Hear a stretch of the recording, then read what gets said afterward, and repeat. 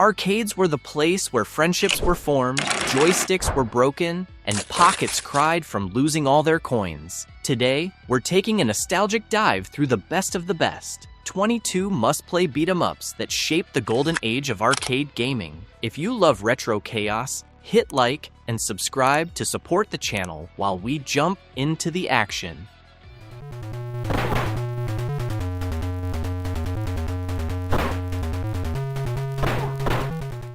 Kung Fu Master. Kung Fu Master is often remembered as the spark that set the beat-em-up genre on fire. Released in 1984, it threw players into a 5-floor gauntlet filled with thugs, knife throwers, and bosses who honestly seemed like they woke up and chose violence. You played as Thomas, a martial artist determined to save his kidnapped girlfriend. It had simple controls, fast action, and a layout similar to a classic kung fu movie. The thrill came from timing your punches and kicks while dealing with swarming enemies. Some people felt the game was a little repetitive, mostly because each floor followed a straightforward pattern, but its influence on the genre cannot be overstated. Kung Fu Master built the basic foundation that many future beat-em-ups relied on, and fans still appreciate its charm today.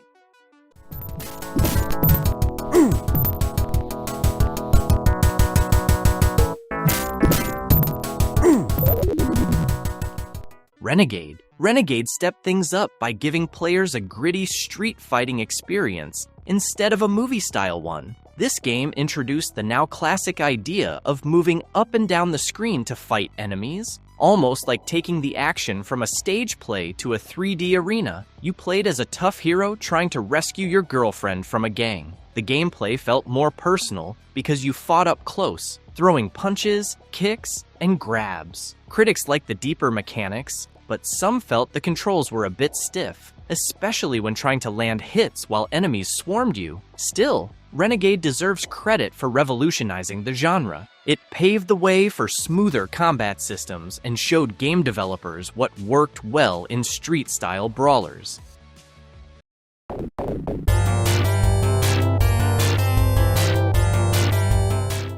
Double Dragon. Double Dragon became a massive hit because it mixed story, style, and satisfying combat. Billy and Jimmy Lee were on a mission to save Marion, and players could team up in co-op mode, which made the whole experience twice as fun. The game introduced weapon usage like baseball bats and whips, helping players feel like they could handle any tough situation. It also had memorable stages with moving platforms and environmental hazards. Some players complained about the slowdown when too many enemies appeared, and hit detection could feel weird at times. But even with these issues, Double Dragon became a legendary arcade title. Its brotherly duo, iconic music, and classic street fighting energy shaped the future of the beat-em-up genre for years.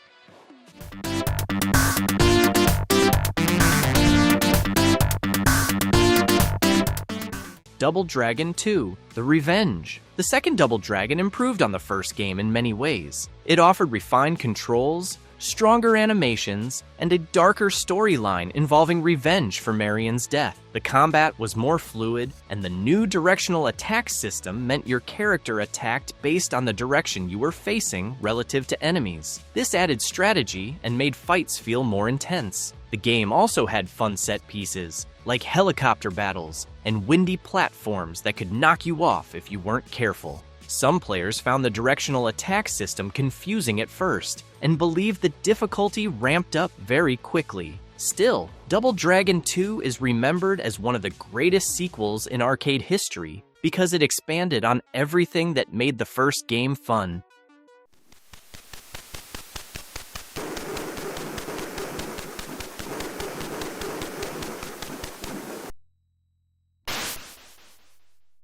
Ninja Gaiden. Ninja Gaiden was chaotic, flashy, and packed with ninja flair. Unlike the platforming console version, the arcade version was a pure beat-em-up. You could perform acrobatic attacks, climb poles, hang from objects, and flip around enemies with ninja agility. Its fast-paced gameplay made players feel like true ninjas. The game had a dramatic setting, with bad guys wearing wild outfits and boss fights that felt huge. The biggest complaint at the time was how hard it was. Enemies could overwhelm you quickly, and some felt the game was designed to take as many coins as possible. But that challenge made victories feel rewarding, and fans still remember its style and creativity. Got it.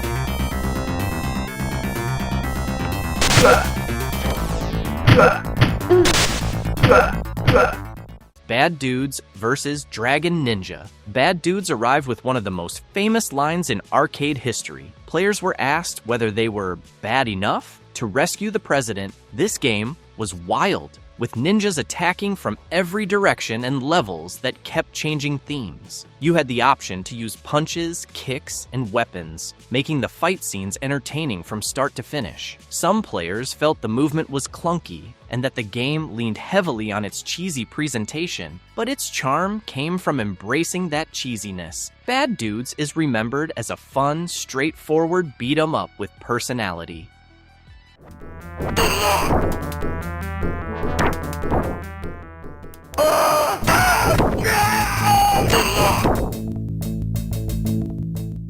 Golden Axe. Golden Axe transported players to a fantasy world filled with dragons, skeletons, and magic. Instead of city streets, you fought across ancient landscapes using swords and special magic attacks. Each character had unique strengths, whether you preferred brute force or magical power. One highlight was the ability to ride creatures, giving players a temporary advantage in combat. Critics pointed out that enemies sometimes repeated too often, and the hit detection could be inconsistent. Still, Golden Axe's world building, atmosphere, and character choices helped it stand out. Its setting gave beat-em-up fans a fresh change from the usual city backgrounds.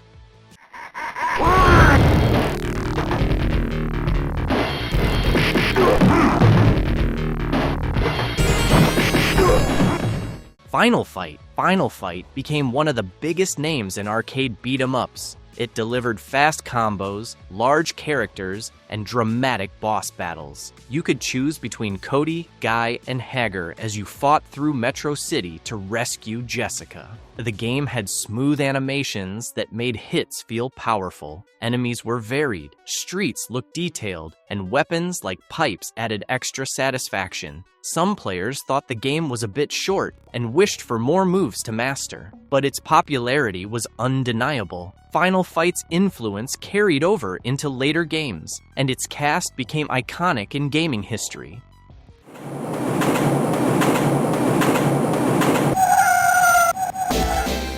Crime Fighters. Crime Fighters offered a rough, gritty arcade brawler experience with a crime-themed twist. It let players take on criminals using punches, kicks, and environmental attacks. One unique feature was the ability to fight multiple enemies at once in tight spaces, creating chaotic battles. The game had exaggerated violence that some found surprising even for the time. Some critics felt the game's difficulty was unfair, especially with enemies that drained your health quickly. But Crime Fighters was memorable for its boldness and its attempt to make battles feel intense. Many players still appreciate how unapologetically loud and energetic it was.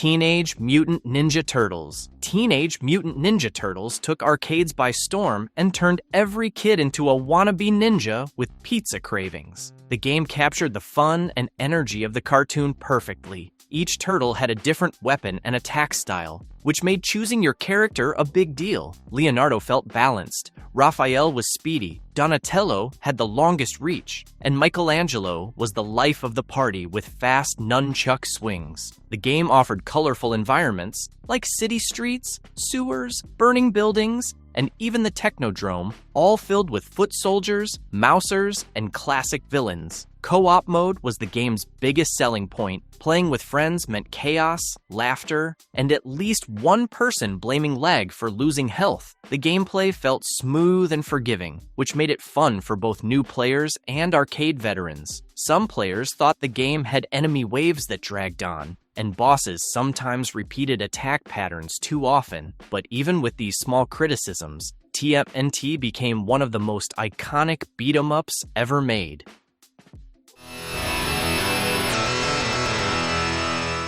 The Combatribes. The Combatribes was loud, proud, and full of muscles. The characters looked like they benched cars for fun, and the game fully embraced that vibe. Players traveled through New York while battling themed gangs like roller skating punks, martial artists, and cybernetic fighters. The game gave players powerful moves like slams, spins, and ground pounds. You could even pick up enemies and swing them around like you were airing out laundry. Its tone was intentionally over the top, making every stage feel like an action movie.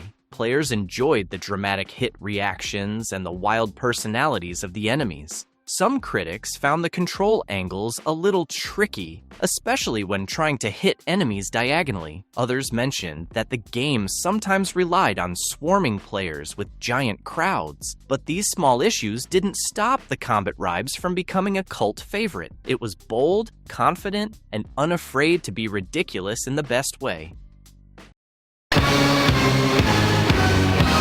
Pizza power! Teenage Mutant Ninja Turtles. Turtles in Time. Turtles in Time perfected what the original TMNT Arcade game started. It had smoother animations, funnier jokes, brighter colors, and time travel stages that kept the adventure fresh. Players traveled from prehistoric landscapes to pirate ships to neon-lit future cities. Throwing foot soldiers directly into the screen became one of the most memorable arcade moments ever. Each turtle had improved moves, including slides, grabs, and spinning attacks. The boss fights were creative and memorable, with battles against Slash, Baxter Stockman, Krang, and of course, Super Shredder. The game felt like a celebration of everything people loved about TMNT. Some players felt this installment was easier than the first TMNT Arcade game, especially with more generous hitboxes and attack windows. Others thought a few stages were short, but these small criticisms didn't overshadow its legacy. Turtles in Time is considered by many to be one of the greatest beat-em-ups ever released. It delivered polished fun from start to finish.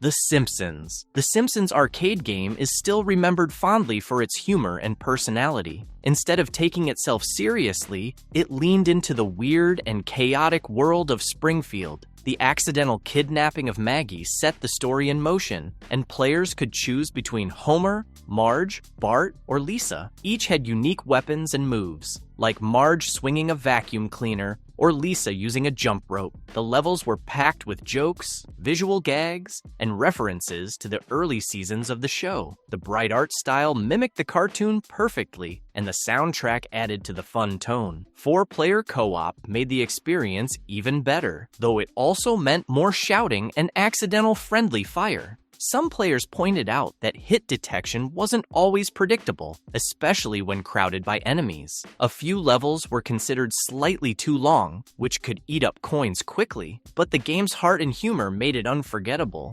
Fans still consider it one of the best cartoon tie-in beat-em-ups ever.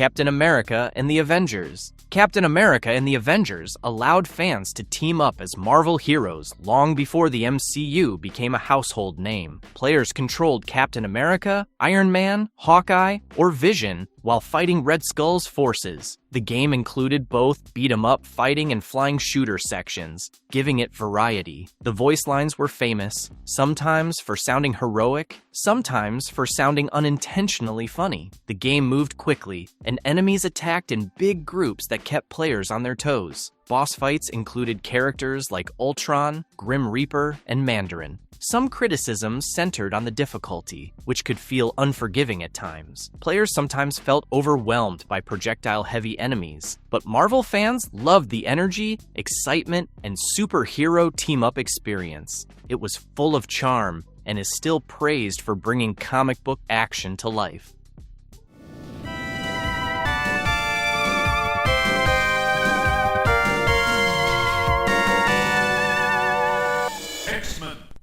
X-Men became legendary because of its massive 6-player cabinet. Standing shoulder to shoulder with 5 friends while taking on waves of mutants felt epic. Players chose between Wolverine, Storm, Cyclops, Colossus, Dazzler, and Nightcrawler. Each character had unique mutant powers that filled the screen with bright effects. The stages were huge and packed with enemies. Bosses like Magneto, Sentinels, and Juggernaut brought big challenges. The game felt like a comic book exploding to life. The cabinet itself was a crowd magnet because it encouraged social play. Some players felt the combat could get repetitive in long sessions, especially when fighting similar waves of enemies. The difficulty also increased sharply in later levels. Still, the excitement of 6-player co-op made X-Men an unforgettable arcade experience. It's one of the most iconic beat-em-ups ever created.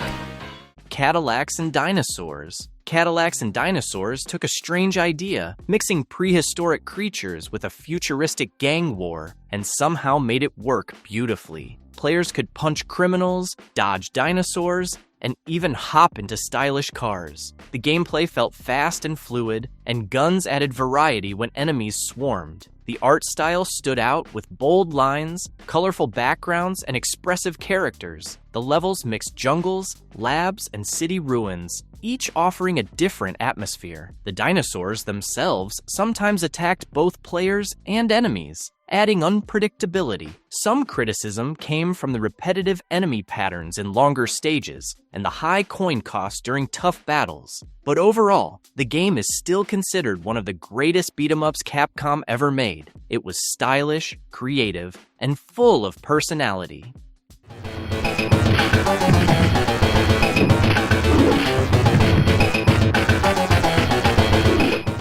Captain Commando. Captain Commando delivered a wild, futuristic adventure with a cast of unique and memorable heroes. You could choose from Captain Commando, a baby piloting a mech suit, a ninja mummy, or a cyborg ninja. The game embraced weirdness in the best possible way. Levels featured strange labs, futuristic cities, alien enemies, and comic-style humor. Each character had distinct combos and special moves, which made replaying the game fun. The bosses were colorful and bizarre, adding to the game's personality. Some players felt the difficulty could spike during boss fights, and a few animations felt stiff. But the creativity, humor, and high-energy action made Captain Commando unforgettable. It remains a fan favorite for its originality.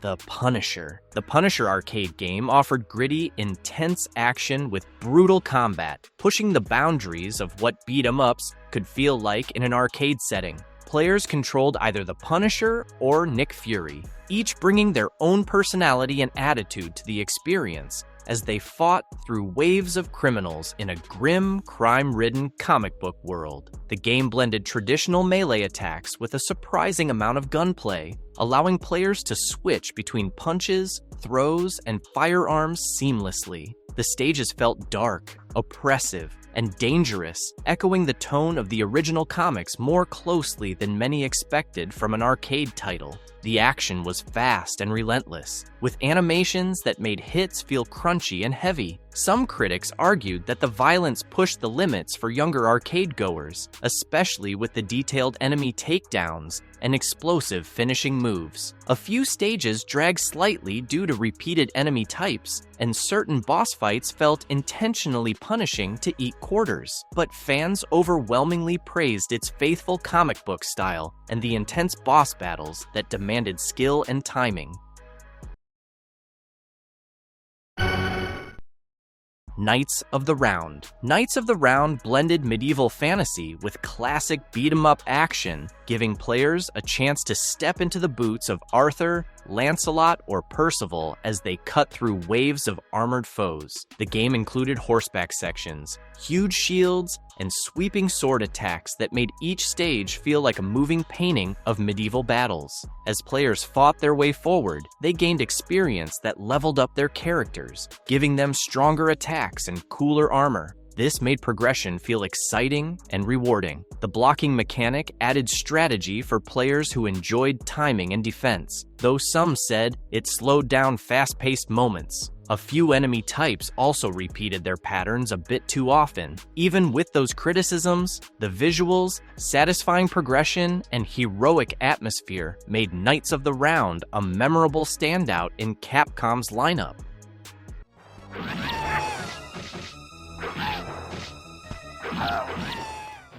Dungeons and Dragons, Tower of Doom, Dungeons and Dragons, Tower of Doom mixed fantasy role-playing with arcade action in a way that felt bold and fresh. Players chose from 4 classes: fighter, cleric, dwarf, or elf, and each one came with its own style of combat, magic, and special abilities. The game surprised new players with branching routes, useful items, and powerful spells that could completely change the flow of a fight. Every stage felt like part of a larger adventure, with choices that encouraged multiple playthroughs. Some players said the menu slowed down the action a little, and the learning curve was higher than what most arcade gamers were used to. Even with those concerns, Tower of Doom earned a loyal fan base because of its depth, replay value, and strong fantasy atmosphere that made every run feel like a real quest.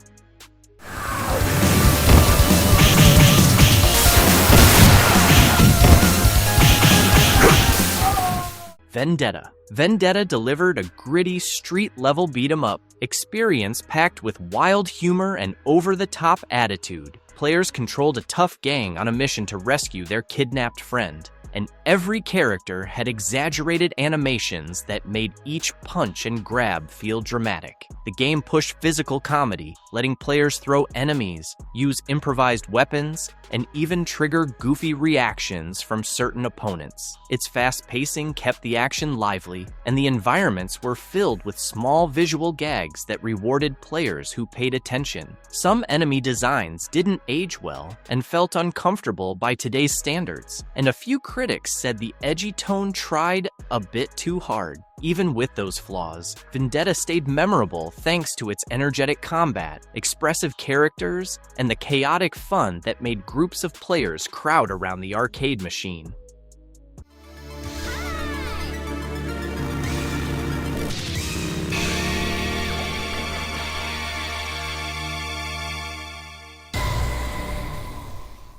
Violent Storm. Violent Storm delivered one of Konami's most colorful and energetic beat-em-ups, mixing cartoon-style action with upbeat music and wild personality. The heroes moved with big, exaggerated animations, and every stage felt packed with funny background details, breakable props, and enemy reactions that made players laugh. The combat was fast and smooth, and the bright presentation gave the game a cheerful, almost party-like vibe. Some players pointed out that the story was very simple, and the difficulty curve jumped quickly in certain stages, which could surprise new players. Even with those issues, Violent Storm left a strong impact thanks to its humor, lively presentation, and non-stop action that made it feel like a celebration of everything people loved about arcade beat-em-ups. Marvelous verdict. Thanks for sticking around till the end. These arcade beat-em-ups shaped a whole era, and revisiting them is always a blast. If you had fun with this journey and want more retro breakdowns, gameplay history, and classic gaming vibes, make sure to like, subscribe, and hit the bell so you never miss an upload.